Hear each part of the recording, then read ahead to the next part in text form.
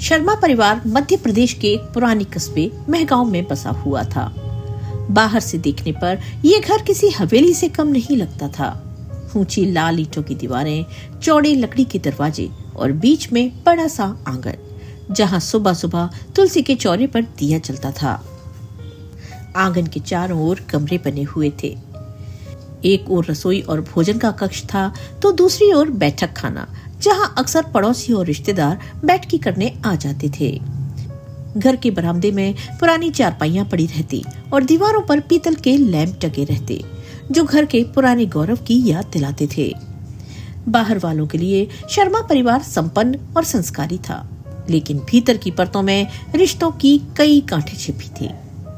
घर के मुखिया शंकर लाल शर्मा रिटायर्ड पोस्टमास्टर थे। उम्र ढल चुकी थी और अब वो ज्यादातर पूजा पाठ और अखबार पढ़ने में समय बिताते थे। असली फैसले और घर की कमान उनकी पत्नी साधना देवी के हाथों में थी। साधना देवी का स्वभाव कठोर और परंपरागत था।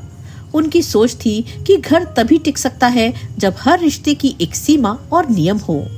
उनके अनुसार बड़ी बहू को घर की शोभा माना जाना चाहिए और छोटी बहू को कामकाज की जिम्मेदारी उठानी चाहिए। यही सोच धीरे धीरे घर की दीवारों तक में रच बस गई थी और वहीं से मनमुटाव की शुरुआत होती थी। परिवार में 2 बेटे थे। बड़ा बेटा राकेश शर्मा बैंक में अधिकारी था। वो शांत, पढ़ाकू और जिम्मेदार स्वभाव का व्यक्ति था। उसकी पत्नी रिंकी शर्मा, जिसे सब बड़ी बहू कहते थे, सौम्य और समझदार थी। छोटा बेटा अमित शर्मा इंजीनियर था और एक निजी कंपनी में नौकरी करता था। उसकी पत्नी प्रिया शर्मा, छोटी बहू, सुंदर और भावुक स्वभाव की लड़की थी। घर की सबसे बड़ी विशेषता ये थी कि रिंकी और प्रिया असल में सगी बहनें थीं। बहनों का रिश्ता बचपन से ही गहरा था और उसने हमेशा प्रिया को अपनी छोटी बेटी की तरह संभाला था। जब माँ डांटती थी तो रिंकी आगे बढ़कर प्रिया को बचा लेती। जब कभी प्रिया बीमार पड़ती तो रिंकी रात भर उसके सिरहाने बैठकर उसकी सेवा करती। उनके पिता का जल्दी देहांत हो गया था, इसलिए माँ सुषमा वर्मा ने दोनों बेटियों को ही अपनी ताकत बना लिया था। माँ हमेशा कहा करती थी, बेटा तुम दोनों एक दूसरे की परछाई हो। जब मैं न रहूं तो तुम दोनों एक दूसरे की माँ बन जाना। समाज चाहे जितनी लकीरें खींचे, बहनों का रिश्ता कोई नहीं तोड़ सकता। ये वाक्य दोनों बहनों के दिलों में हमेशा के लिए दर्ज हो गया था। जब राकेश और रिंकी का रिश्ता तय हुआ तब सुषमा वर्मा को सबसे बड़ी चिंता यही थी कि कहीं उनकी बेटियां बिछुड़ न जाएं। लेकिन किस्मत का खेल देखिए, कुछ साल बाद प्रिया का रिश्ता वहीं तय हो गया जहां रिंकी ब्याह कर गई थी। उस दिन माँ सुषमा ने राहत की सांस ली और खुशी से कहा, भगवान ने मेरी प्रार्थना सुन ली। अब मेरी बेटियां एक ही घर में रहेंगी, इन्हें कोई अलग नहीं कर पाएगा। माँ को ये नहीं मालूम था कि कभी कभी नजदीकी रिश्ते भी सबसे कठिन इम्तिहान बन जाते हैं। शादी के बाद शुरू में सब ठीक रहा। रिंकी और प्रिया मिलजुल कर घर संभालने लगी। साधना देवी भी बाहर वालों के सामने दोनों की तारीफ करती, पर धीरे धीरे उनके भीतर का भेदभाव खुलकर सामने आने लगा। उन्हें लगता था कि बड़ी बहू को घर के काम में हाथ नहीं लगाना चाहिए, वो बस राजरानी की तरह रहे, जबकि छोटी बहू ही रसोई, सफाई और मेहमान नवाजी करे। पर रिंकी का दिल अपनी बहन को अकेले संघर्ष करते देखने के लिए तैयार नहीं था। वो हर समय रसोई में प्रिया के साथ खड़ी हो जाती, चाहे पराठे सेकने हो या बर्तन धोने हो। यही बात साधना देवी को नागवार गुजरती। एक सुबह की बात थी। रसोई में हल्दी और प्याज की खुशबू तैर रही थी। रिंकी चूल्हे पर पराठे सेक रही थी और प्रिया आलू काट रही थी। तभी साधना देवी तेज कदमों से रसोई में आई और ऊंची आवाज में बोली, बड़ी बहू, अब ये छोटी बहू की मदद करना बंद करो। ये तो बस नाटक करती है कि पूरे दिन तुम्हारे साथ खड़ी रहती है। असल में काम तो तुम करती हो। अरे तुम कब तक बड़ी बहन होने का बोझ उठाओगी? तुम्हें तो ठाठ से जिठानी बनकर रहना चाहिए, और तुम हो कि दबकर जी रही हो। ये शब्द सुनकर प्रिया का चेहरा सफेद पड़ गया। उसके हाथ से चाकू गिर गया और वो अपने आंसुओं को रोक नहीं पाई। सब्जी वहीं छोड़कर वो दौड़ती हुई अपने कमरे में चली गई। कमरे में पहुंचते ही उसने खुद को बिस्तर पर गिरा दिया और जोर जोर से रोने लगी। थोड़ी देर में रिंकी भी उसके पीछे पहुंची। उसने बहन को कंधे से पकड़कर समझाना चाहा। क्यों रो रही है प्रिया? तू जानती है ना, माँ जी ऐसी ही है, उनकी आदत है भेदभाव करने की। तू उनके हर शब्द को दिल पर मत ले। प्रिया ने आंसू पोंछते हुए कहा, दीदी आपको फर्क नहीं पड़ता होगा, मगर बेइज्जती तो मेरी होती है। हर बार मुझे ही छोटा दिखाया जाता है। क्यों? क्या छोटी बहू होना गुनाह है? ये सुनकर रिंकी की आंखें भी नम हो गईं। उसने बहन को गले से लगाया और बोली, ये बातें तेरे मेरे बीच कैसे आ गईं? भूल गई क्या माँ ने हमें क्या कहा था? चाहे कोई कुछ भी कहे, पर हम बहनें एक दूसरे का साथ कभी नहीं छोड़ेंगी। उस आलिंगन में दोनों बहनें बचपन की यादों में लौट गईं। उन्हें वो रात याद आई जब माँ ने दोनों को अपने पास बिठा कर कहा था, जब मैं न रहूं तो एक दूसरे की माँ बन जाना।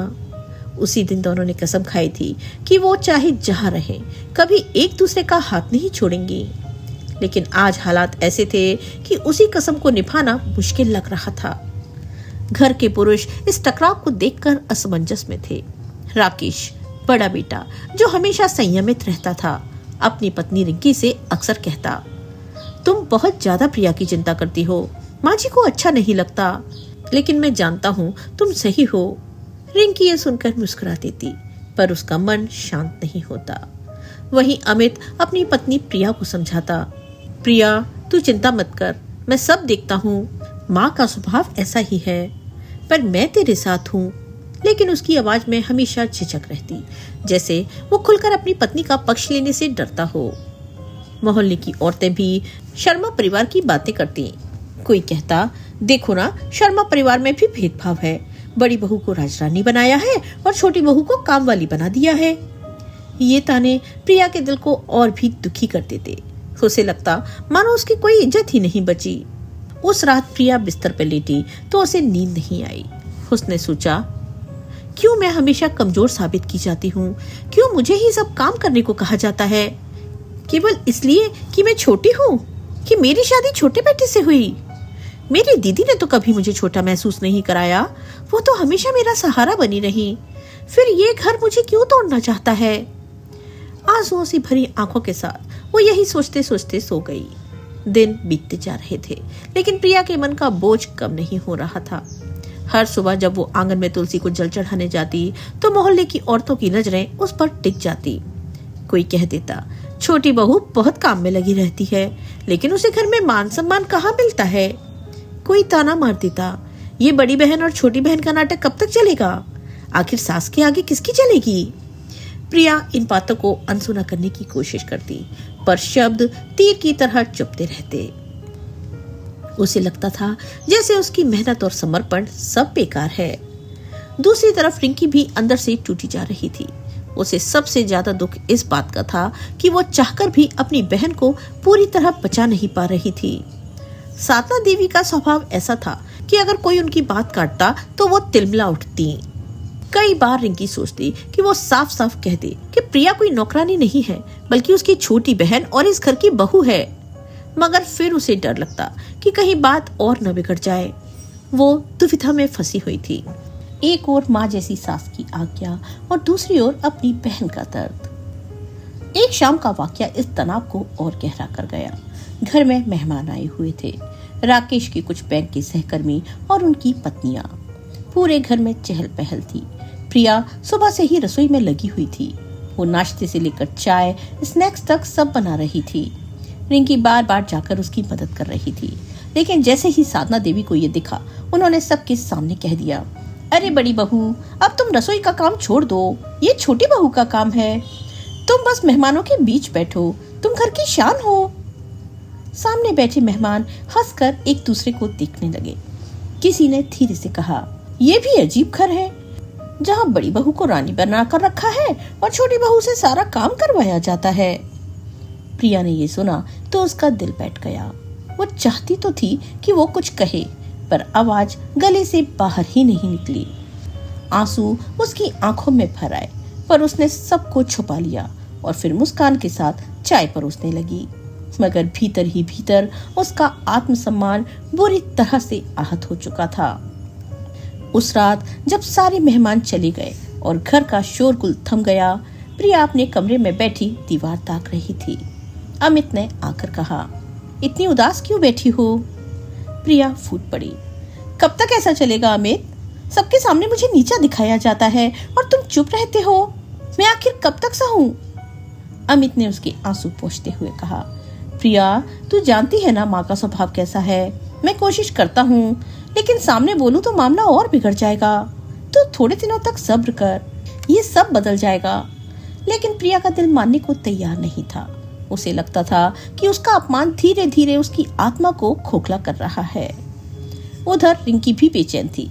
जब रात को वो राकेश के साथ कमरे में आई तो उसने धीमी आवाज में कहा, आज माँ जी ने जो किया वो बिल्कुल गलत था। प्रिया की मेहनत का कोई मूल्य नहीं है। मैं अब और चुप नहीं रह सकती। राकेश ने उसे शांत करने की कोशिश की। देखो, तुम गलत नहीं हो, लेकिन माँ को बदलना आसान नहीं है। अगर तुम उनके सामने बोलोगी तो वो इसे तुम्हारी बदतमीजी मानेंगी। घर का माहौल और बिगड़ जाएगा। रिंकी ने ठंडी सांस भरी। तो क्या हम यूं ही देखते रहें? मेरी अपनी बहन टूट रही है और मैं कुछ ना करूं? राकेश चुप रहा। उसे पता था कि उसकी पत्नी सही है, मगर वो अपनी माँ को भी नाराज नहीं कर सकता था। इन सब के बीच बहनों को बार बार मायके की याद सताने लगी। उन्हें अपनी माँ के शब्द याद आते, चाहे कोई कुछ भी कहे, एक दूसरे का साथ मत छोड़ना। एक दिन रिंकी और प्रिया दोनों आंगन में बैठी थी। तुलसी के पौधे पर पानी डालते हुए प्रिया बोली, दीदी, कभी कभी लगता है कि माँ हमारे साथ होती तो ये सब न सहना पड़ता। रिंकी ने उसका हाथ थामते हुए कहा, हाँ, माँ होती शायद हमें राह दिखाती। लेकिन तू मत भूल, माँ ने हमें क्या वचन दिलाया था। हम दोनों का रिश्ता किसी भी हाल में टूटना नहीं चाहिए। प्रिया ने सिर हिलाकर हामी भरी, लेकिन आंखों से आंसू फिर छलक पड़े। कुछ ही दिनों बाद एक और बड़ा विवाद हो गया। साधना देवी ने एक रिश्तेदार की शादी में जाने की तैयारी की। उन्होंने रिंकी से कहा, बड़ी बहू, तुम बस अच्छे से सच कर रहना। सबको दिखना चाहिए कि शर्मा परिवार की जेठानी कैसी रानी है। और प्रिया से बोली, छोटी बहू, तुम शादी में काम काज संभालना, खाने पीने और मेहमानों का ध्यान रखना। तुम्हारा काम यही है। इस भेदभाव ने प्रिया के मन में आग लगा दी। शादी में जब सब लोग नाच गाने और खाने का आनंद ले रहे थे, तब प्रिया भाग दौड़ करती रही। किसी को पानी देना, किसी को मिठाई पहुंचाना, बच्चों को खिलाना। वो पूरी तरह थक गई। लेकिन जब उसने देखा कि उसकी दीदी रिंकी को सिर्फ सजने संवरने और रिश्तेदारों से बातें करने के लिए कहा गया है, तो उसके भीतर दबा हुआ दर्द बाहर आ गया। उसने कमरे में जाकर रोते हुए कहा, दीदी, मैं अब और नहीं सह सकती। मेरी इज्जत बार बार मिट्टी में मिलाई जाती है। मैं क्यों सबके लिए बोझ हूँ? रिंकी ने उसकी बात सुनी और पहली बार उसका गुस्सा भी बाहर आ गया। उसने प्रिया को गले लगाया और कहा, बस बहुत हो गया। अब मैं माँ जी से सीधे बात करूंगी। ये भेदभाव अब और बर्दाश्त नहीं होगा। उस रात रिंकी ने मन ही मन ठान लिया कि अब वो अपनी बहन के लिए खड़ी होगी, चाहे इसके लिए उसे अपनी सास का सामना ही क्यों न करना पड़े। सर्दियों की एक ठंडी सुबह घर के आंगन में धूप छनकर बाहर आ रही थी और साधना देवी चारपाई पर बैठी ऊन बुन रही थी। उनकी आवाज में वही पुरानी कड़वाहट थी जब उन्होंने रिंकी को पुकारा, बड़ी बहू, जरा चाय बना लाओ। और हाँ, प्रिया से कह देना कि आज से कपड़े धोना भी उसी का काम होगा। तुम बस घर के कामों में हाथ मत डाला करो। तुम्हें इन झंझटों में पड़ना शोभा नहीं देता। ये सुनकर रिंकी का धैर्य अब टूट चुका था। उसने पहली बार शांत स्वर में लेकिन दृढ़ता के साथ कहा, माँ जी, घर के काम बांटकर करने से घर चलता है, बोझ किसी एक पर डाल देने से नहीं। और प्रिया भी इस घर की बहू है, कोई नौकरानी नहीं। साधना देवी हकबका गईं। उन्हें उम्मीद नहीं थी कि उनकी आज्ञा पर सवाल उठाया जाएगा। उन्होंने गुस्से में आंखें तरीरी। क्या कहा तुमने? मैं नौकरानी बना रही हूँ अपनी बहू को। अरे, मैंने तो तुम्हें राजरानी बनाकर रखा है और तुम मुझे ही जवाब दे रही हो। उनकी आवाज इतनी तेज थी कि प्रिया अपने कमरे से दौड़कर बाहर आ गई। उसकी आंखों में डर साफ झलक रहा था। रिंकी ने प्रिया का हाथ पकड़कर उसे अपने पास खड़ा कर लिया और दृढ़ स्वर में कहा, हाँ माँ जी, मैं यही कह रही हूँ। ये मेरी बहन है, मैं इसे यूं अपमानित होते हुए नहीं देख सकती। आप इसे छोटा दिखाकर मुझे बड़ा बनाना चाहती हैं, लेकिन सच तो ये है कि इस घर की इज्जत और गरिमा प्रिया की मेहनत से है। आज मेहमानों की तारीफ अगर इस घर के खाने, सफाई और स्वागत के लिए होती है तो उसका श्रेय प्रिया को जाता है, ना कि हमें सजने संवरने के लिए। साधना देवी का चेहरा तमतमा उठा। उन्होंने तेज आवाज में कहा, ओह, तो अब तुम दोनों बहनें मिलकर मुझे ही गलत साबित करोगी। यही संस्कार दिए हैं तुम्हारी माँ ने। प्रिया ये सुनकर रो पड़ी, लेकिन रिंकी ने उसका कंधा थामते हुए जवाब दिया, हाँ माँ जी, यही संस्कार दिए थे हमारी माँ ने। उन्होंने कहा था कि चाहे लोग कुछ भी कहें, हम बहनें एक दूसरे का साथ कभी नहीं छोड़ेंगी। और आज मैं वही कर रही हूँ। अगर प्रिया के लिए खड़ी होना गलत है तो मुझे ये गलती मंजूर है। घर का माहौल भारी हो गया। राकेश और अमित दोनों कमरे से बाहर आ गए। राकेश ने माँ को समझाने की कोशिश की, माँ, आप बेकार ही छोटी छोटी बातों पर तनाव लेती हैं। प्रिया भी इस घर की बहू है, उसका भी अधिकार है सम्मान पाने का। लेकिन साधना देवी अड़ी रही। उन्होंने हाथ छटकते हुए कहा, मुझे तुम लोगों से बहस नहीं करनी। ये घर मैंने अपने तरीके से चलाया है और ऐसे ही चलेगा। उस रात प्रिया देर तक सो नहीं पाई। उसने रिंकी से कहा, दीदी, तुम क्यों मेरे लिए इतना लड़ती हो? अगर माँ जी नाराज हो गई और तुम्हें ही ताने देने लगी तो? रिंकी ने उसका चेहरा पकड़कर कहा, तू मेरी बहन है प्रिया। अगर तेरी आंखों में आंसू आएंगे तो मैं चैन से कैसे रह सकती हूँ?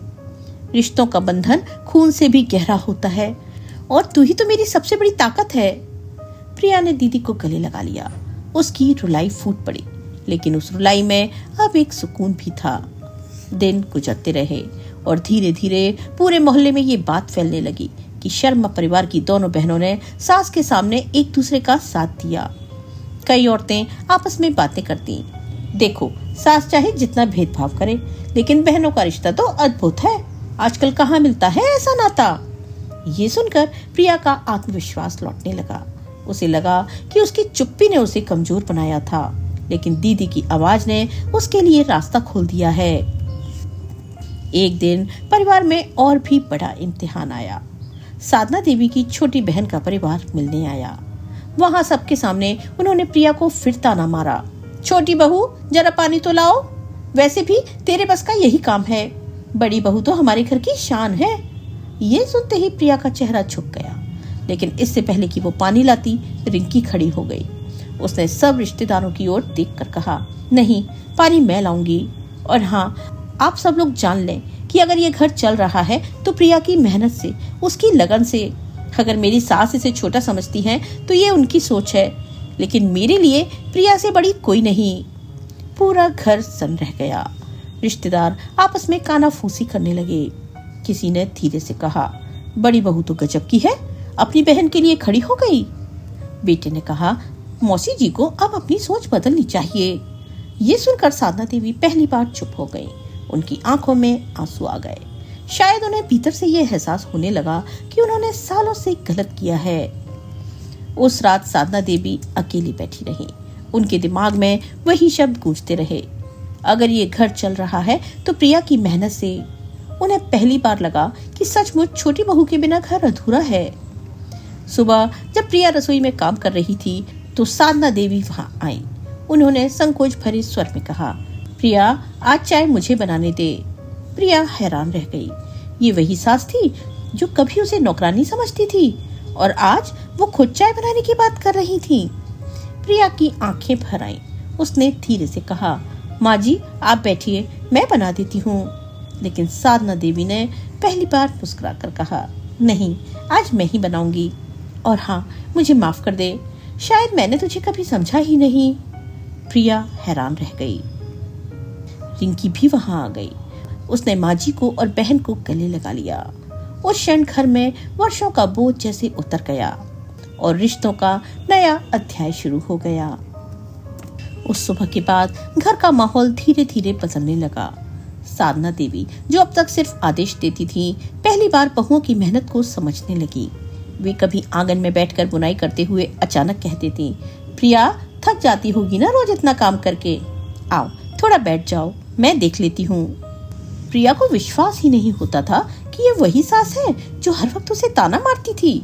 उसका दिल भर आता, लेकिन वो चुपचाप मुस्कुराकर कह देती, नहीं माँ जी, मुझे आदत है, मुझे तो बस आपका आशीर्वाद चाहिए।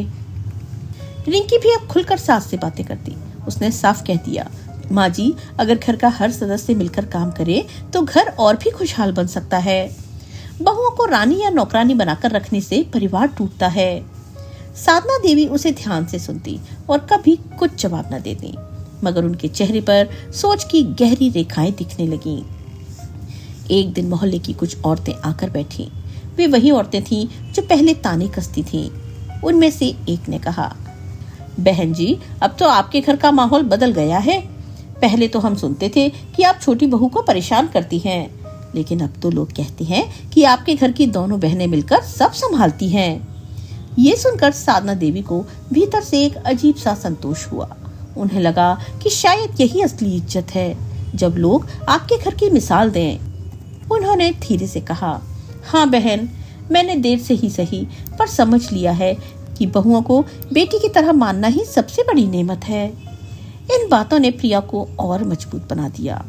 अब वो सिर्फ काम करने वाली बहू नहीं रही, बल्कि घर के फैसलों में भी उसकी राय ली जाने लगी। अमित ने भी महसूस किया कि उसकी पत्नी अब और भी आत्मनिर्भर हो रही है। उसने एक दिन कहा, प्रिया, मैं सोच रहा हूँ कि तुम फिर से पढ़ाई पूरी कर लो। शादी के बाद तुमने बहुत कुछ छोड़ दिया था। माँ पहले जैसी नहीं रही, वे भी मान जाएंगी। प्रिया की आंखें चमक उठी। उसे लगा जैसे उसके जीवन की नई सुबह शुरू हो रही है। इसी बीच परिवार में एक और घटना हुई जिसने सबको हिला दिया। साधना देवी बीमार पड़ गईं। तेज बुखार और कमजोरी ने उन्हें बिस्तर पर डाल दिया। प्रिया ने बिना किसी के कहे सुने उनकी सेवा में खुद को झोंक दिया। रात दिन दवाइयां देना, उनके पास बैठना, समय पर खाना खिलाना, वो सब करती रही। रिंकी भी हर पल साथ देती। साधना देवी की आंखों में आंसू आ जाते। उन्होंने एक रात बिस्तर पर लेटे लेटे प्रिया का हाथ पकड़ लिया और धीमे स्वर में कहा, बेटा, तूने मुझे सबक सिखा दिया। मैं तुझे सालों तक परखती रही, ताना देती रही, और तूने फिर भी मेरी सेवा में कोई कमी नहीं छोड़ी। मैं तुझे बेटी से भी बढ़कर मानती हूँ अब। ये सुनकर प्रिया रो पड़ी। रिंकी ने आकर दोनों को गले लगा लिया। उस क्षण घर का हर कोना जैसे गवाही दे रहा था कि रिश्तों का असली बंधन खून का नहीं, दिल का होता है। कुछ ही महीनों बाद प्रिया ने अपनी पढ़ाई फिर से शुरू कर दी। अमित ने उसका पूरा साथ दिया। रिंकी ने भी हर कदम पर उसे प्रोत्साहित किया। साधना देवी अब खुद पड़ोस की औरतों से गर्व से कहती, मेरी छोटी बहू बहुत होशियार है, देखना एक दिन नाम कमाएगी। ये वही औरतें थीं जिनके सामने वे पहले प्रिया को नीचा दिखाती थीं। अब वे सब दंग रह जाती और कहती, साधना जी, आपको तो 2 बहनें मिली हैं जो घर को स्वर्ग बना रही हैं। जब घर में त्योहार आते, होली हो, दिवाली या करवा चौथ, अब सब मिलकर तैयारी करते। रिंकी और प्रिया जब साथ खड़ी होकर रंगोली बनाती या मिठाई तैयार करती, तो साधना देवी दूर से देखती और उनके चेहरे पर संतोष भरी मुस्कान खिल जाती। उन्हें लगता था कि अब उनका परिवार सचमुच पूरा है। एक बार पूरे परिवार ने सोचा कि क्यों ना गांव जाकर पुराने पुश्तैनी घर की मरम्मत करवाई जाए। वहां जाते समय रास्ते भर साधना देवी चुप रहीं। जब सब गांव पहुंचे और पुराने मकान की टूटी दीवारों को देखा, तो वे अचानक बोली, ये घर भी हमारी तरह है, अगर हम इसे संभालेंगे नहीं तो टूट जाएगा। रिश्ते भी ऐसे ही होते हैं। मैंने अगर अपनी बहुओं को बांट दिया होता तो आज हमारा घर भी बिखरा हुआ होता। सब ने उनकी ओर देखा और प्रिया तो जैसे पत्थर की तरह खड़ी रह गई। उसकी आंखों में आंसू आ गए। रिंकी ने चुपचाप उसका हाथ दबाया। साधना देवी ने आगे बढ़कर दोनों बहनों को गले लगाया। उस दिन पूरे परिवार के लिए सबसे बड़ा त्योहार था। समय गुजरता गया। प्रिया ने पढ़ाई पूरी की और एक छोटे स्कूल में अध्यापिका बन गई। वो सिर्फ घर की बहू नहीं रही, बल्कि समाज की भी प्रेरणा बन गई। बच्चे उसे प्रिया दीदी कहकर पुकारते और वो उनके भविष्य के लिए जी जान से मेहनत करती। रिंकी गर्व से सबको बताती, ये मेरी छोटी बहन है जो अब बच्चों का भविष्य संवार रही है। साधना देवी भी सबके सामने कहती, ये सिर्फ मेरी बहू नहीं, मेरी बेटी है। धीरे धीरे घर में वो माहौल बन गया जहाँ हर त्योहार, हर खुशी मिलजुल कर मनाई जाती। प्रिया और रिंकी अब भी एक दूसरे के बिना अधूरी थी। मोहल्ले की औरतें अक्सर कहा करती, सास बहू की लड़ाई तो बहुत देखी है, लेकिन बहनों का ऐसा रिश्ता कम ही देखा है। ये घर तो सचमुच मिसाल है। और सच भी यही था। इस परिवार ने साबित कर दिया कि अगर रिश्तों को बांटने की बजाय जोड़ने की कोशिश की जाए तो घर नर्क नहीं बल्कि स्वर्ग बन सकता है। साधना देवी ने ये सच देर से समझा, लेकिन जब समझा तो वे पूरी तरह बदल गईं। उन्होंने अपने दिल से बहनों को गले लगाकर कहा, आज मुझे गर्व है कि मेरी बहुएं सिर्फ घर नहीं संभाल रही बल्कि रिश्तों को भी नया जीवन दे रही हैं। उस क्षण प्रिया ने अपनी दीदी की ओर देखा। उसकी आंखों में चमक थी, चेहरे पर आत्मविश्वास। उसने धीमी आवाज में कहा, दीदी, माँ सच कहती हैं, हमारा रिश्ता ही हमारी सबसे बड़ी ताकत है। रिंकी ने उसे गले लगाते हुए जवाब दिया, हाँ प्रिया, यही तो माँ ने हमें सिखाया था, कभी भी एक दूसरे का साथ मत छोड़ना। और देख, आज वही साथ हमारे घर की सबसे बड़ी पहचान बन गया है। सच ही तो है, रिश्ते केवल खून या पद, स्थिति और दिखावे से नहीं बनते, बल्कि उनका आधार प्यार, विश्वास और एक दूसरे का साथ होता है। रिंकी और प्रिया ने हमें ये सिखाया कि चाहे परिस्थितियां कितनी भी कठिन क्यों न हो, अगर हम दिल से एक दूसरे का समर्थन करें और एक दूसरे की भावनाओं की कद्र करें तो कोई भी चुनौती हमें कमजोर नहीं कर सकती। भेदभाव और अन्याय केवल रिश्तों को तोड़ते हैं, लेकिन समझ, धैर्य और सम्मान के साथ सामना करने से घर और परिवार का हर कोना खुशियों और अपनेपन से भर सकता है। आज की ये कहानी बताती है कि सच्चा आत्मसम्मान दूसरों के सम्मान और अपने प्रयासों से ही आता है। किसी की ओरदारी या दबाव से खुद को छोटा या कमजोर महसूस करना केवल क्षणिक होता है, जबकि मेहनत, संयम और प्रेम का फल हमेशा स्थायी और प्रेरणादायक होता है।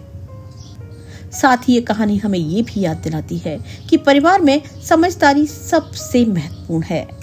खुलकर अपनी भावनाओं को व्यक्त करना और एक दूसरे को सुनना ही रिश्तों को मजबूत बनाता है।